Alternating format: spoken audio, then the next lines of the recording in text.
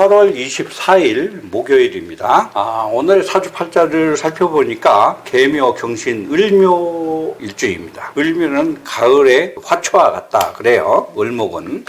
이론을 살펴보면 을묘 일주는 지지의 비견이죠. 정록, 녹이 해당이 되고 간여지동, 버드나무나 젖은 순목이라고 합니다. 사주팔자에 병정화가 없으면 꽃이 없는 나무, 열매가 없는 나무 이렇게 우리가 알 수 있는데 녹을 가졌기 때문에 자기 위주로 똑똑해요. 그러나 자기 자신이 똑똑하다고 하겠지만 남들한테 인정받기는 좀 어렵고 묘목을 지지에 갖고 있는 사람들 손재주가 좀 많아요. 신월, 이제 가을에 을목은 코스모스와 같은 그런 청수함이 있어요. 그런데 경금이 이렇게 첩신해서 경합은 부부지합이죠. 정을 준다 하지만 가을 화초가 차갑고 예리한 금기운에 정을 준다고 할 수는 없어요. 예를 들어 봄, 여름 같으면 물의 기운, 차가운 기운이 필요하기 때문에 참 좋은 유정한 합이라고 할 수 있지만 가을, 겨울에는 한기가 이미 도래했기 때문에 차가운 기운을 표할 수 없죠.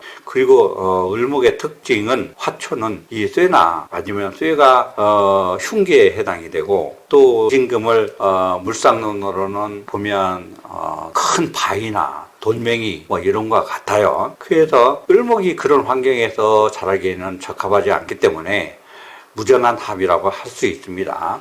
그리고 신월 을목은 경신금이라는 건 마치 바위덩이나 절벽과 같아요.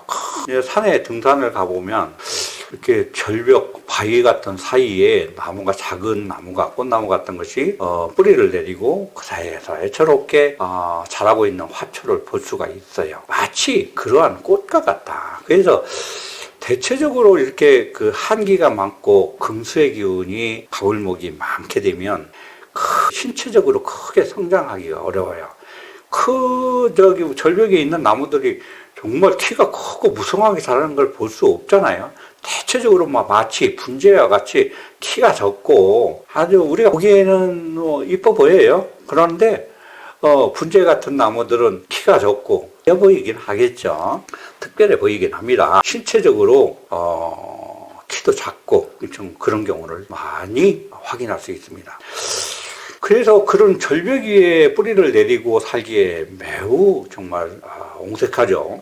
그래서 고서에 이르기를 병투간우 가기출 착격 가운 과갑한다 그랬어요. 이 얘기는 또 유기토 가병 상명이다 그렇게 얘기를 해놨는데 신중에 임수가 있어요. 임수가 인성에 물이 많은 겁니다. 그래서 나무가 살 수는 있어요. 살아갈 근기는 있어요. 그런데 마치 신중의 임수는 의왕 속에 있는 항아리 물 속에 있는 연꽃이 그런데 그런 나무는 건강하게 살 수 없죠. 그래서 바위에 이렇게 절벽 위에 뿌리를 내리고 있으려면 수기는 있기 때문에 뿌리를 내릴 수 있는 흙의 기운이 있어야 됩니다. 그래서 비습한 땅 기토가 있어야 돼요. 산의 절벽에 있는 뿌리를 내리고 있는 나무들이 그 작은 틈 사이에도 기토의 흙의 성분이 있기 때문에 거기다 뿌리를 내리고 보기 좋게 이쁘게 분재처럼 그러고 자라고 있는 것입니다. 그래서 기토가 있고 병화가 이제 따뜻하고 그 다음에 거기에 더해서 기토가 있는 사람들은 과갑한다고 그랬어요. 그러니까 절처봉생이라고 그러죠. 어려운 환경에서 아름다운 꽃, 분재 같은 꽃을 구매할 때 종류에 따라서 가격의 차이가 천차만별일 수 있어요. 정말 어마어마하게 비싼 나무가 있어요. 감목 홀로 큰 것보다도 훨씬 더 귀하게 취급받아요. 보기에도 멋있고 가격도 높을 뿐만 아니라 아무나 가질 수 없을 정도의 귀한 그런 예술작품이 됩니다. 마치 그런 거예요. 그런 귀하게 정말 환경에서 성장돼 있으면 병화가 있으니까 성장하는 거 두렵지 않죠. 따뜻하니까. 그리고 경금이 강하다. 그 얘기는 그 분재의 그릇이 아주 정말 훌륭하다. 이런 뜻도 되고 거기에다 좋은 흙과 물이 있으니까 거기다 뿌리를 내리고 정말 귀하게 자랄 수 있다. 그래서 누구나 좋아하고 사회에서 이름 있는 나무가 될 수 있는 거예요. 그 얘기는 과갑한다 그런 얘기는 크게 출세할 수 있다 이런 겁니다. 이것을 혼임이라고 그래요.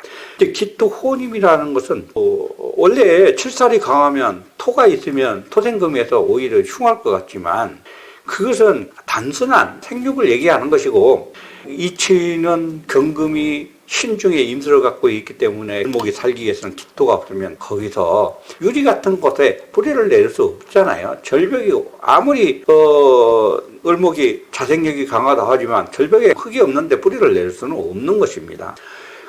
그래서 그 기토라는 그 용도가 특별한 거예요. 아무나 절대 이것을 알 수 없는데 도를 깨친 이치를 잘 깨우친 분들의 선인들의 그 이치를 이렇게 잘 설명해 놨어요.